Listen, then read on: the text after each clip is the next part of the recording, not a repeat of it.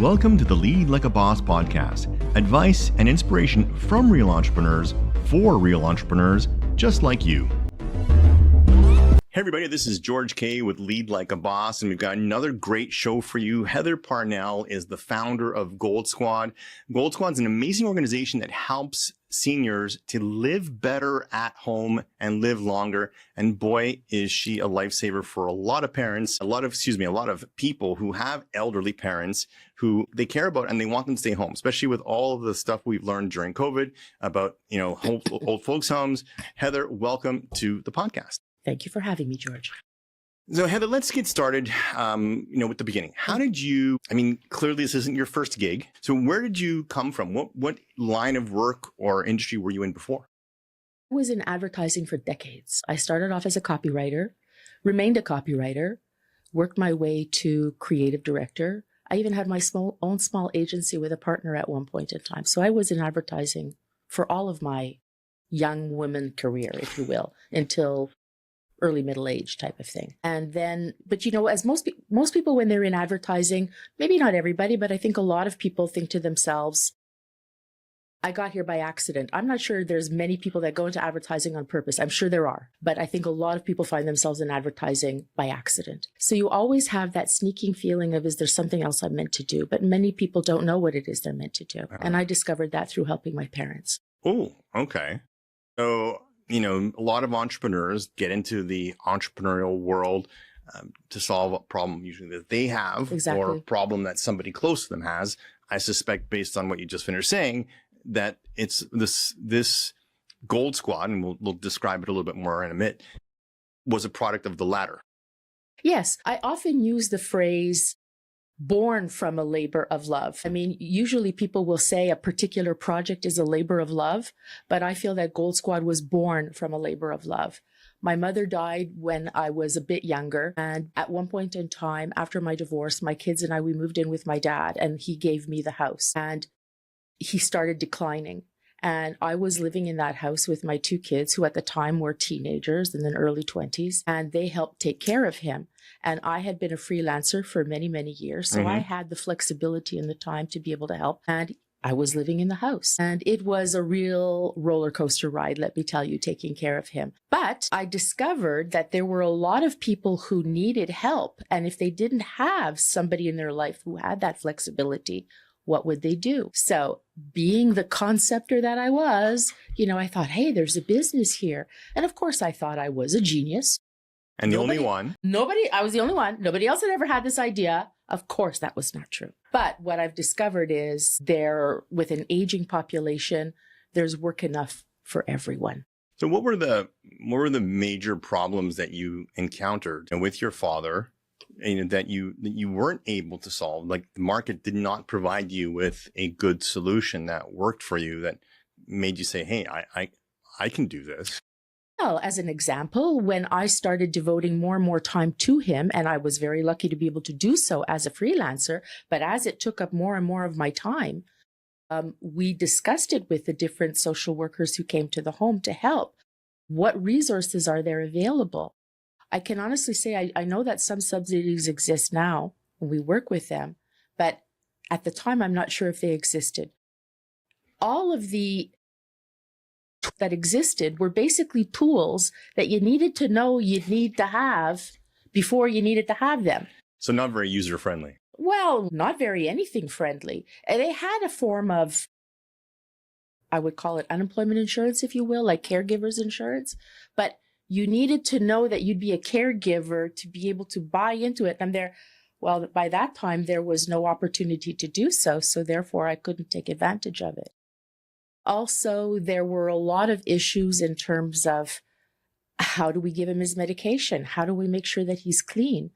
In the beginning, when he was really ill and didn't want to go for help, that was a main concern. Once he was diagnosed, once we knew what was going on with him, things became a little bit easier, because at least he could be made comfortable. At least he could be clean. It wasn't the same as before, where you were totally operating in the dark and everything was frustrating.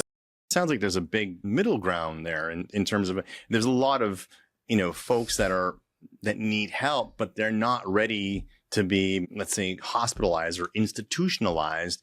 And there's a big swing between those two things, between just needing a little help and needing to be put into a home. There's a giant swing. And, in the beginning, I used to advocate for residences because, let's face it, I'm hardly neutral. My business is built on people staying at home. Right. And I felt like I had to bend over backwards to be fair. Now I've abandoned that totally.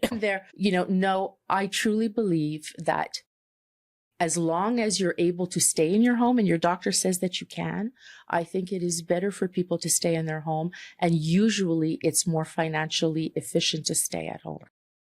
I think post-pandemic, I think most people get that. No? They do. There eventually comes a point where you just can't.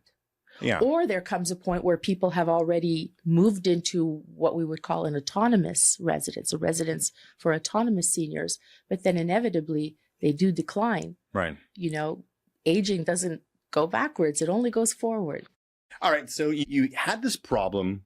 You were facing this challenge. You were delivering the services. And I would, knowing you, I'm sure you did extensive research to figure out how to do this and how to do that. What's the best way to do this and what's the best way to do that? Probably came across maybe less than stellar service providers that you were working with. And you said, okay, I can do this. There's an opportunity here. How did you go from your freelance career to launching the business? And what was the thought process behind it?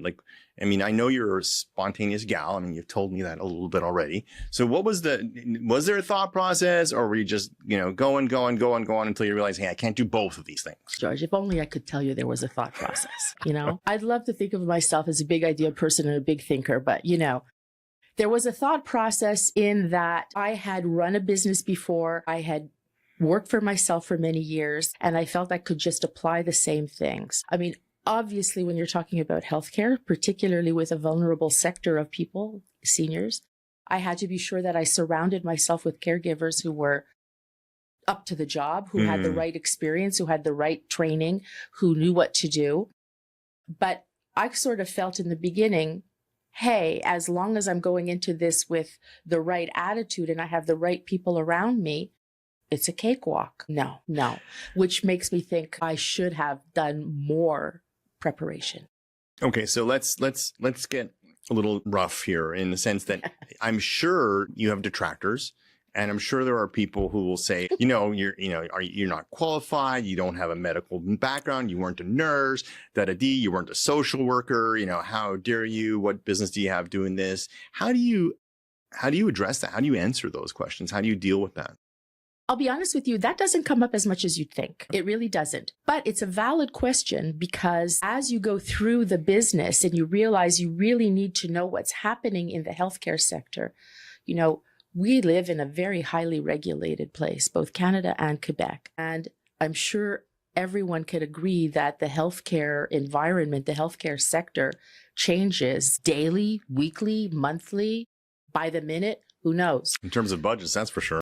In terms of a lot of stuff. So you really have to be up on that, because I didn't factor in how much advising people on what they needed to do was going to come into play. A big issue that people have when they come to me is either A, they don't know what's available for them or even how to go about getting it, or they do have an inkling, but just getting the right answer, getting somebody on the phone, getting an appointment with someone really is very, very difficult. So I realized after maybe about 6 months, I had to go back and do some of my own homework. It wasn't just about, I keep this person safe.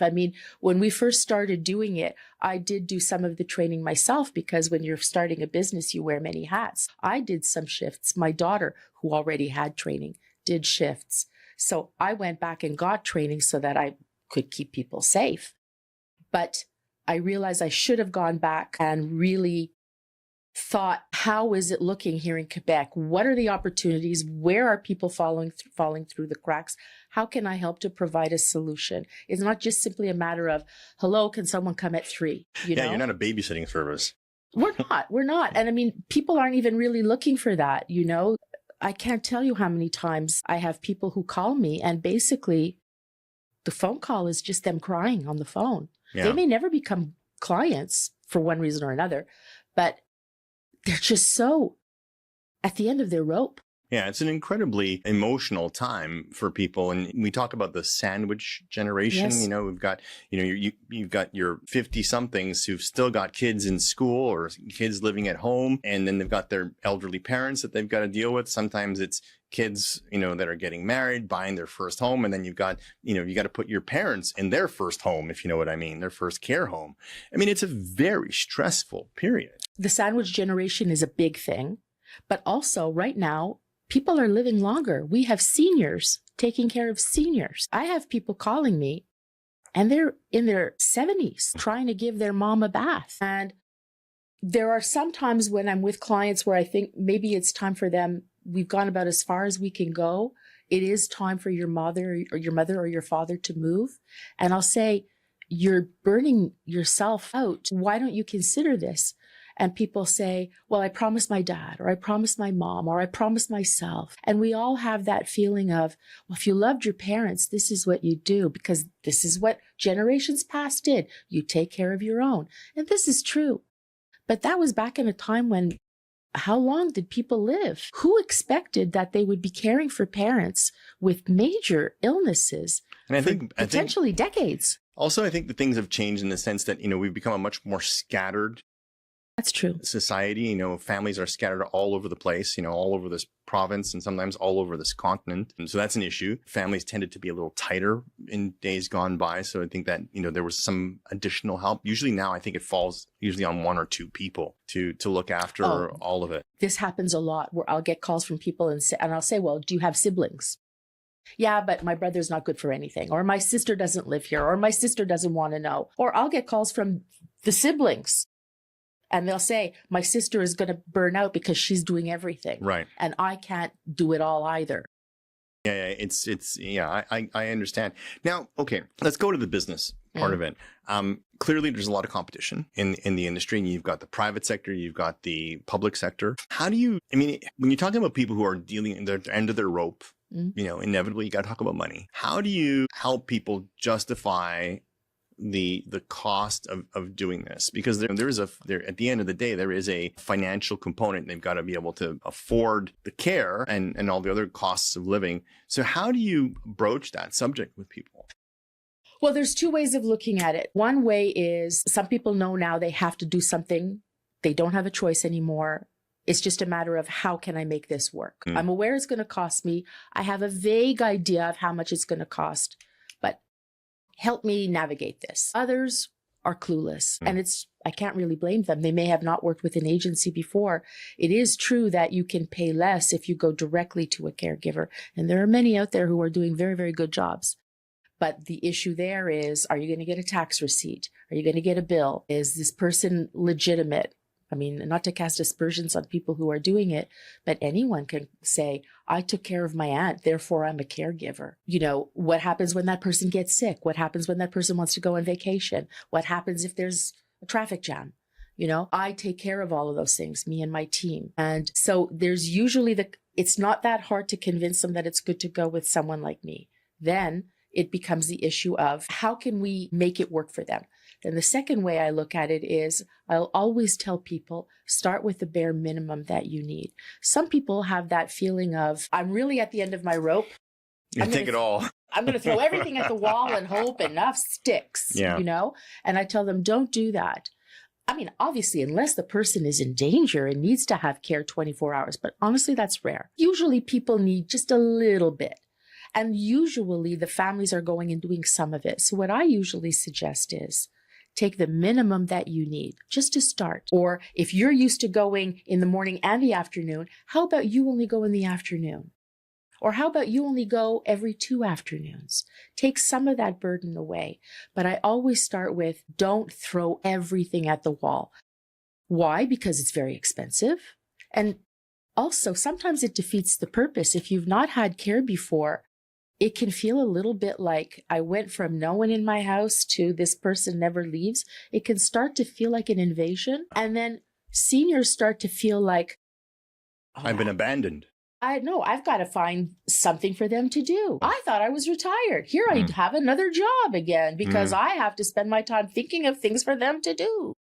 Caregiver to do. Yeah. And so I usually provide examples of what they can do, because this is another concern that people have is if someone's going to be there for 4 hours, how much of that time is actually spent doing stuff versus not doing stuff? Monitoring, basically. Yeah.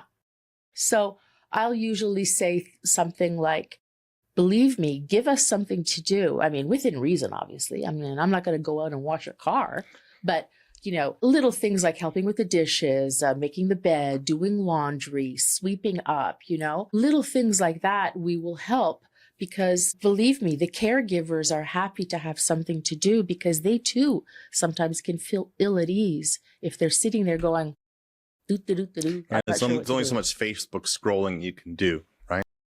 Actually, no, but the ones that work for me, yes. I get you. All right. So so now, when you went into this, how did you deal with, like, from a business perspective, how did you deal with the there is competition? How did you differentiate yourself from your competitors? Like, how did you say, okay, we're going to set up Gold Squad this way because our competitors aren't doing this? Did you do that, or you were just responding to the needs of the clients as you were facing them? George, this is such a loaded question, especially considering I'm someone who comes from a creative branding background. So I like to think of myself as someone who knows what they're doing when it comes to that. So yes, I did do some of that, but it's strange how, if you're working for someone else and telling them, this has to be your unique selling proposition, or what is your unique selling proposition? And they come back with the same buzzwords that everybody says. Personal service, flexibility, better rates, solution-oriented. These are all words that, sure, they have meaning, but after a while, they become almost meaningless, because if you say something often enough, what do you mean by that? So I kind of fell into that same trap where I went, how can it be that I did this for so many people, and now I'm struggling to do it for myself? But what I did do is I paid a lot of attention to what the name was. I paid a lot of attention to the branding. And when I first started doing advertising, I had no money. So I would do things in community newspapers. And I made ads that were what I thought was almost militant. It was almost like senior deserves more. Oh, yeah. It wasn't about, here's another company that also does this stuff. My message was always very, seniors deserve the best. Seniors deserve the best. You were almost like an advocate for the senior. Yes, I did a lot. I spent a lot of time doing that. How successful was it? That's a really good question, because I didn't have quite the reach that I would have loved to have had. I mean, I worked with the resources I had. And you didn't start with that. You told me that in the beginning, your services were more about like offering seniors like a diversion, like you were doing day trips or something like that? Yes. In the beginning, we did day trips. I had no money, George, right? So I went to some of the bigger seniors' residences. I was pretty sure that I might not get that many clients there, because some of those residences offer my services, so it would be deemed a conflict. Right. But I thought, in the absence of money, go where the seniors are. And I met with somebody from a very big seniors residence out in the West Island who asked if I would help with trips, day trips, because what was happening is most seniors residences will have their little trips that they organize for themselves. But what happens is they might have, let's say, 50 people who want to go see the Tulip Festival in Ottawa. And then by the time it comes to actually reserve the bus, 30 have dropped out, or even 40 have dropped out, and they would have to cancel their trips. So her thought was, go to my residence, that residence, and you can gather people from many different residences and they can go on the trip. Oh, yeah. Sounds simple, right? It's like outsourcing, basically. Basically. And of course, my spontaneous. I can do that. How hard can that be? Well, I quickly discovered just how hard it was. I'm telling you, when COVID came, I leapt on that because we were supposed to go to Montebello. At Montebello, we had been already, and it had been a wonderful trip for everyone else but me. Nothing wrong with Montebello. It's a beautiful place. But we had many different vendors, many different things going on. And I thought, I can't face it, And it was just before the lockdown, but it was already serious COVID. But, nothing too extreme yet. And I said, we can't go. We can't go. I can't. It became your emergency exit. It became my emergency exit. I'm ashamed to admit it, but it's true. You know? But it caused you to pivot, I imagine, because at that point, trips, I imagine, were probably out of the question, but the seniors still needed care. By that time, we had been lucky enough that we had already a few clients. We were kind of a little bit on the map care-wise. So we pivoted away from that. Then, like everyone else at COVID, that first wave was nobody wanted to let anybody in their house. I mean, we had a client that we were with almost 24 hours a day, and they stopped us going because they were just too afraid. I can't blame them. But then when it hit the second wave, we actually got very, very busy, because my speculation is that people went, well, this thing's not going away. Yeah. I still need help. It's the new normal. It's the new normal, and I still need help. So I'm just going to be a little bit more careful about who I let in, but I have to let in people. And our business went, I mean, I gained something like 10, 15 clients in 2 weeks. Okay, so scaling is an issue. I mean, sometimes too much growth is as bad as not enough growth. Yes. What are some of the learnings that you gained going through all that in terms of hiring, in terms of finding your caregivers, filtering them out, vetting them when it came to things like, pricing, collecting, like looking back? If you had to give yourself advice, you go back to the early days, what advice would you give yourself to maybe save yourself some of the headaches that you went through? Well, I think I've touched on it already. I would have a plan. And to me, a work back schedule is very important. Now, this is specifically about steps to get to a certain objective. I think a work back schedule is essential.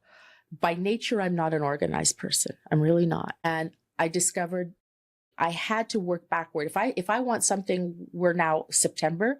If I want something to happen by March, I have to give myself March 15th. What needs to happen by February 15th? What needs to happen by January 15th? What needs to happen by December, et cetera, till I get to today. And then I can work my way forward from there. Because when you get to March 15th, let's say it's not happened yet. You mean waiting to the last day before the exam and cramming just doesn't work?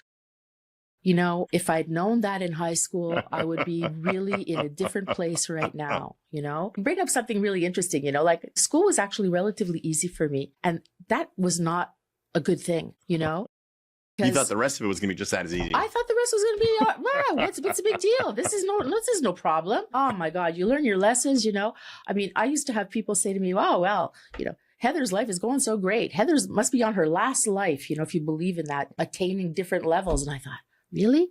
I paid for it after. Yeah. I really paid for it after. Yeah, I understand. And I don't think anybody gets out of those things. Yeah, I mean, I think I've talked to a lot of people over the years, and the thing that the common denominator, I think, is that change is constant. And I think now as we're becoming more and more technologically oriented as a society, I mean, we're going as fast as technology can push us, if you will. And I think the amount of distraction that we have in the world, and the FOMO, the fear of missing out, everyone wants to know what everything else, what all is going on. And at the end of the day, most experts tell us that being focused on a very few amount of priorities is always the surest way to have success. But most people don't agree with that. Most people, they want to have their fingers in all the pies. They want to be doing as much as they possibly can. And it's almost a disease in our society. Even now, I'm a writer at heart. And every now and then it comes up that I'd love to do more stuff with my writing, specifically in relation to seniors. And I get excited for about half an hour. Yeah, okay, I'm going to do that project. And who are you kidding? Who are you kidding?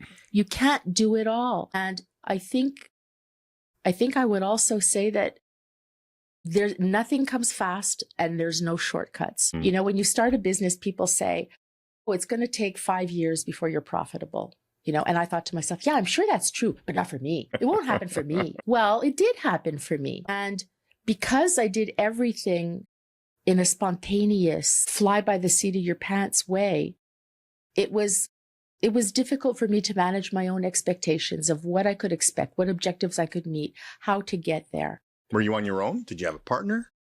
For Gold Squad, no, because I'd had a few less than satisfactory partnership situations that had happened to me in the past. Nothing horrible, but could you have used one? I guess yes, but no. No, because I don't think I would have been very receptive to it. I had a real vision of what I wanted Gold Squad to represent. I do believe that I should have done more research and prepared myself better in terms of, expectation of staffing, expectation of how do you handle when you all of a sudden have a high volume client. I mean, we almost off the bat, we had a client that was 24 hours.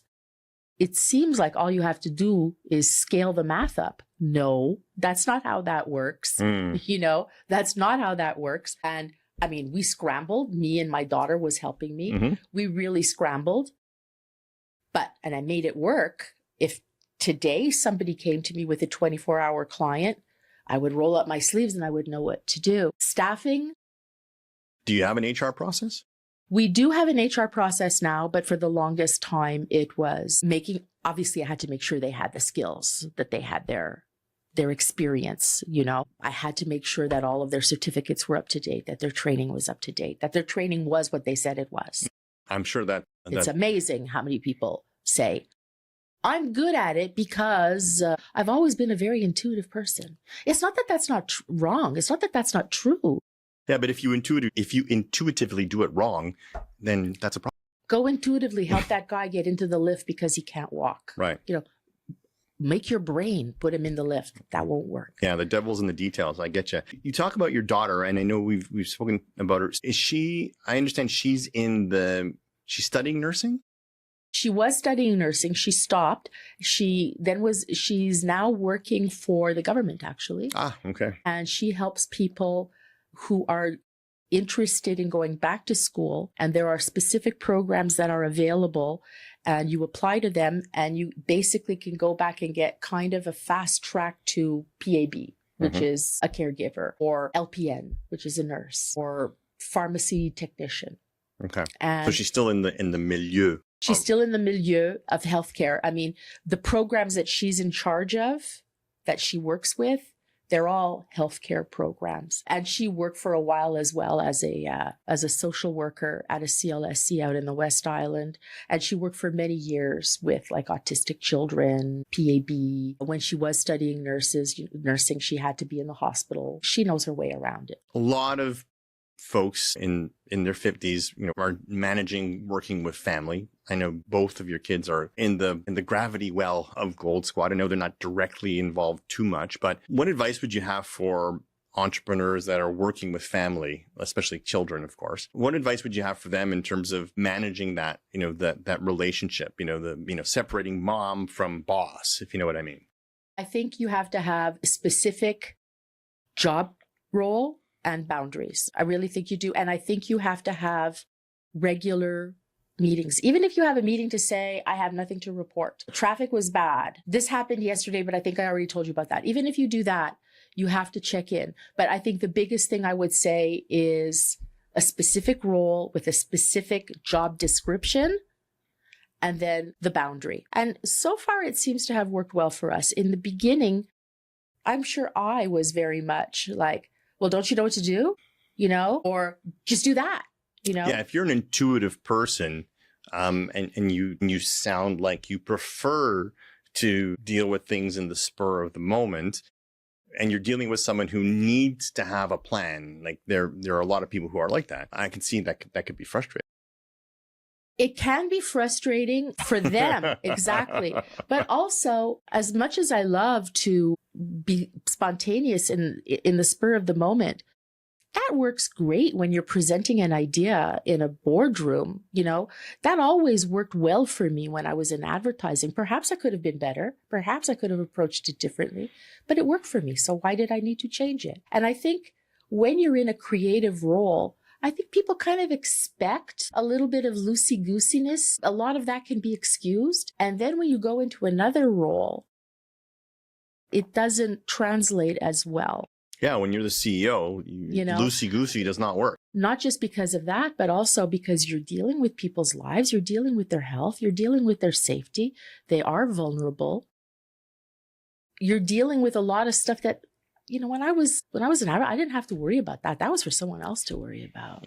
Understand. Yeah. I was for lack of a better word, I was an idea person, but I was also kind of an entertainer, and it's not about the entertainment now. Yeah. And I would imagine that, marketing consumer products or even a B2B product is nothing. Maybe some of the basic skill sets are the same, but you're talking about a totally different subject. And the way you approach marketing healthcare to seniors is different than shampoo or, selling tickets to some event or something like that. Yes, because you have to really have, I think, because I have that background, I'm good at talking to people. I'm good at listening. I'm a good talker, but I'm also a good listener. And I'm good at drawing out of them and listening to them and being a receptive, sympathetic ear. But at one point in time, you have to be more than that.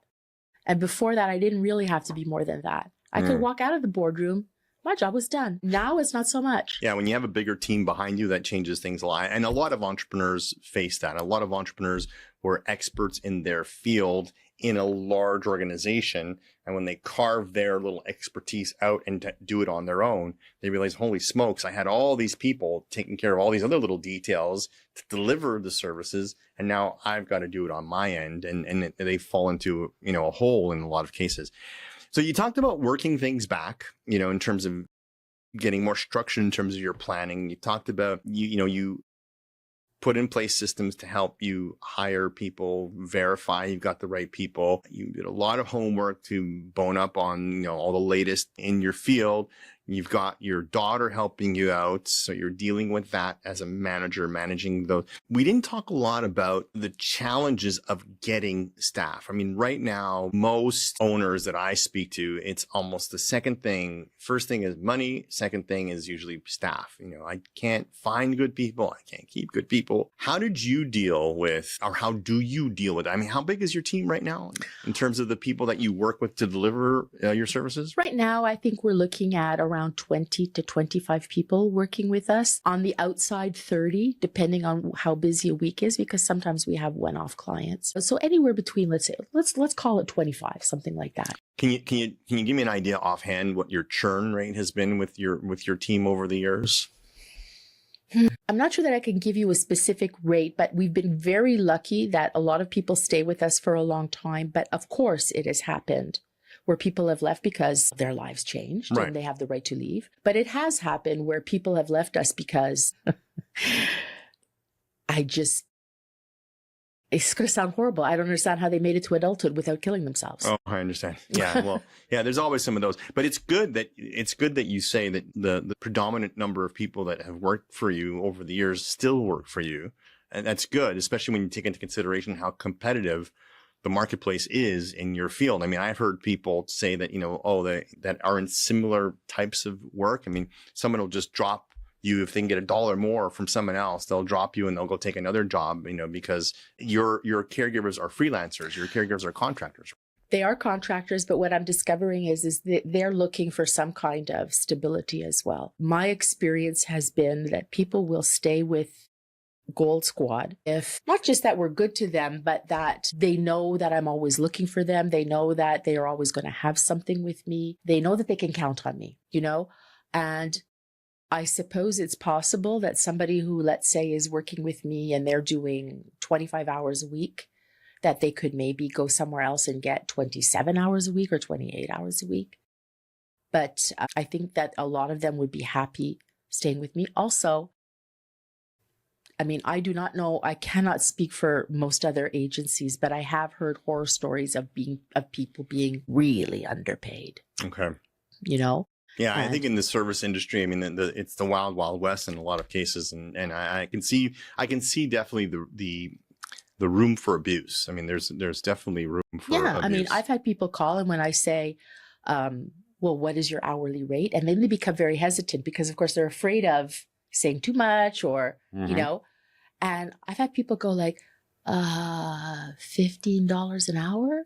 And I'm there, what? Then I have to take a look at their resume again because I'm there. Is there something I missed that you're asking for $15 an hour? And if I didn't, scandalous. I go, no, you're going to get more than $50 an hour with me, But 15 is an extreme. You know, I've had people come to me where they're underpaid by at least $2 or $3 an hour. Yeah. So we talked about this with regards to training, with regards to keeping up on training. Talk to us about, what you do to maintain the gold standard in Gold Squad, because if I'm letting you take care of my mom or my dad, I want to know that the people that you're sending there are qualified. How do you keep up on that? How do you keep track of it? How do you monitor it and police it, if you will? Well, first of all, we have everybody's certifications on file. And for some certifications, you have to re-up. For example, if you have your CPR, that doesn't last forever. Okay.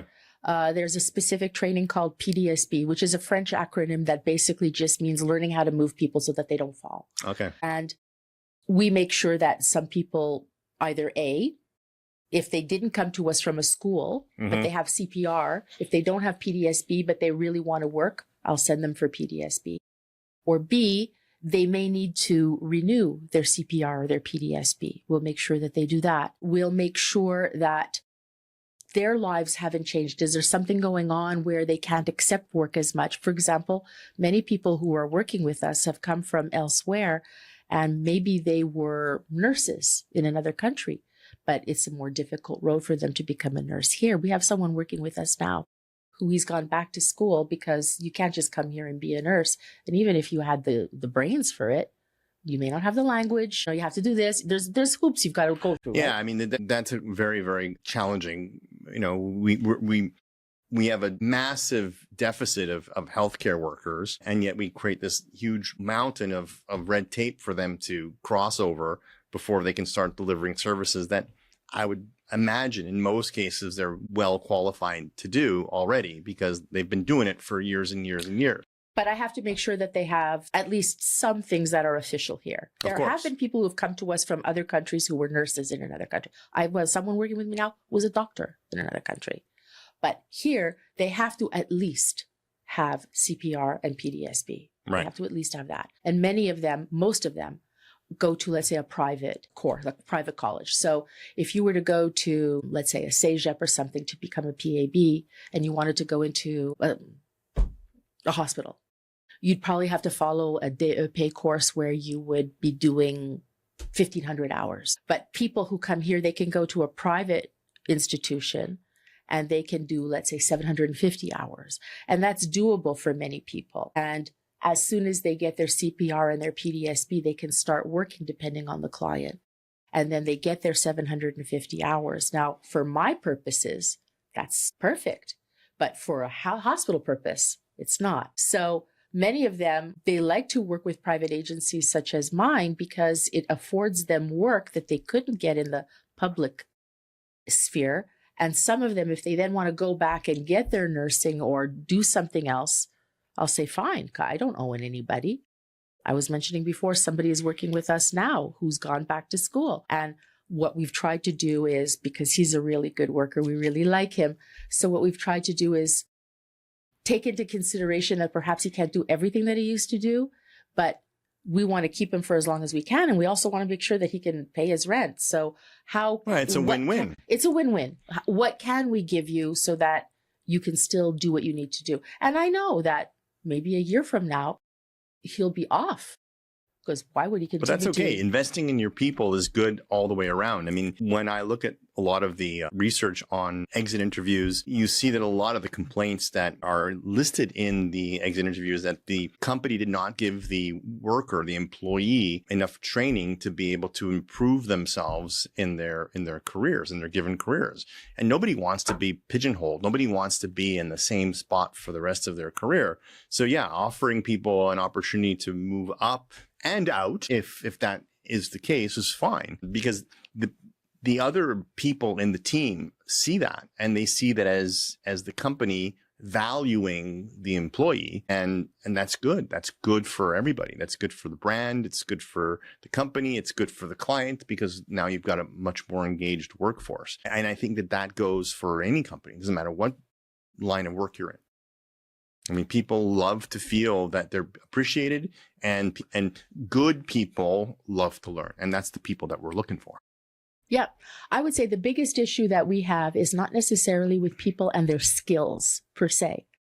Because if you're going to go into that business, you have a drive to do it and a passion for doing it. So you're already most of the way there. Yeah. And you gotta love people to do this kind of work. You gotta love people. I mean, I've run into some people who you go, why are you doing it? But that's very, very few and far between. The main issue that we have is now that we're getting bigger is the admin part and the transparency part with clients, where we, as an example, we've used several versions of time clocks, and this one is really coming back to bite me, because when I was in advertising, I had to fill out timesheets and I was horrible at it. And now I'm paying for it because I'm there. All the trouble I gave my bosses, some of my people are giving me. And of course, it's the same thing. You of 20, 25 people, maybe 23 or 22 are doing it fantastic, but those 2 or those 3, and you'll get the pushback. I'm a caregiver. I'm not this. I'm not that. And there, have you ever worked a job before?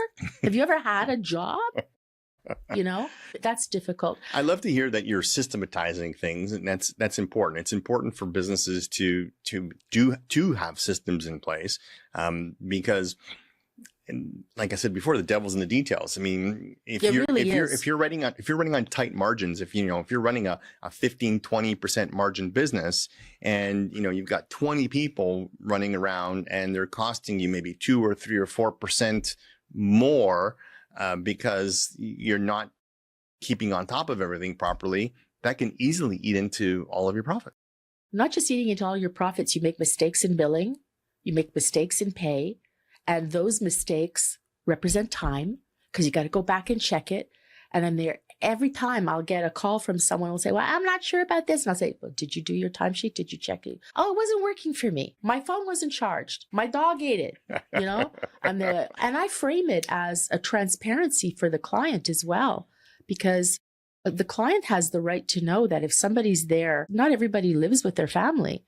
If somebody's supposed to be there from 9 to 3, as an example, they have the right to know that somebody showed up on time. They have the right to know that somebody didn't leave at 2 because they wanted to catch a nap. I don't know. By and large, it's not an issue, because, as I said, most caregivers really are hard workers, and they're working like dogs, and they give everything to it.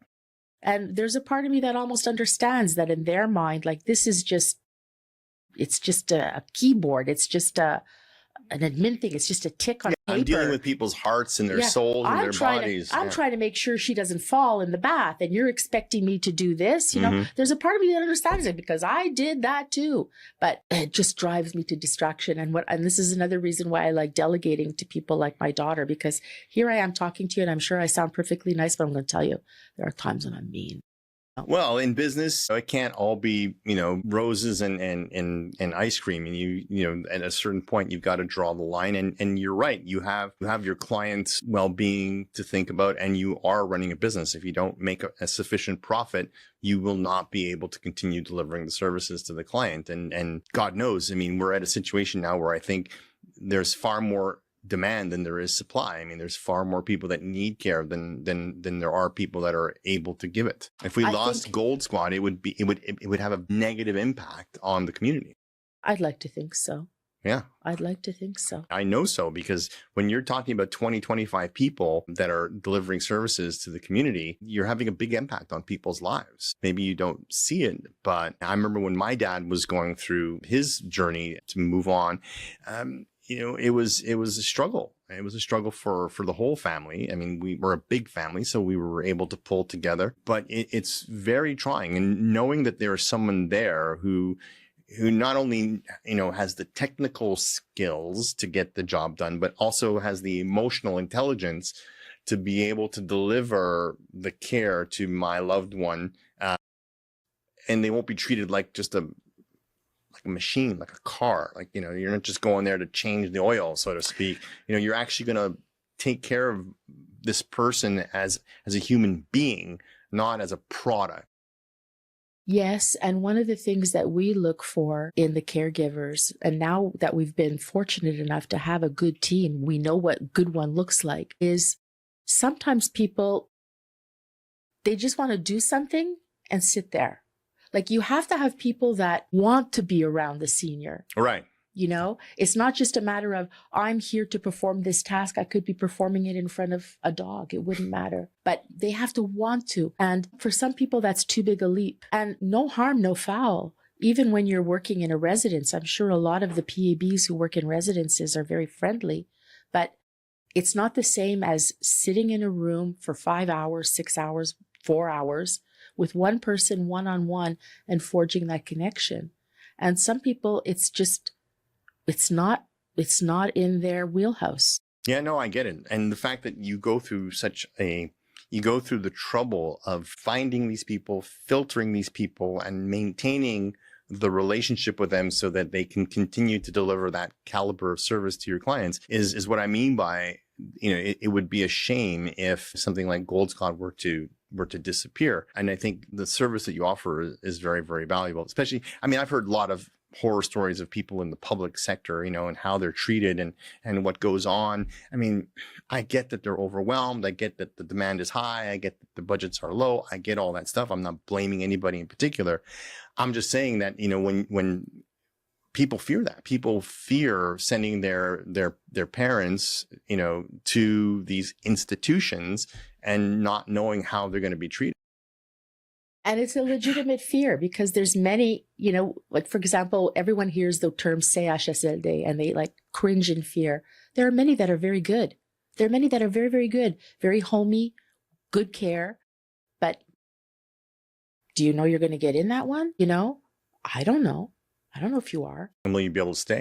Will you be able to stay? I know a lot of them, they have to shuffle people around based on a whole bunch of things. And trust me when I tell you, many of them look for reasons because it's not like they're going to be hurting. Someone else is going to come and take that bed because there's waiting lists as long as your arm. Yeah, I can imagine. Well, Heather, listen, I'm really glad that you are doing what you're doing. I think that you are an important service, to the community. Areas of Montreal do you service?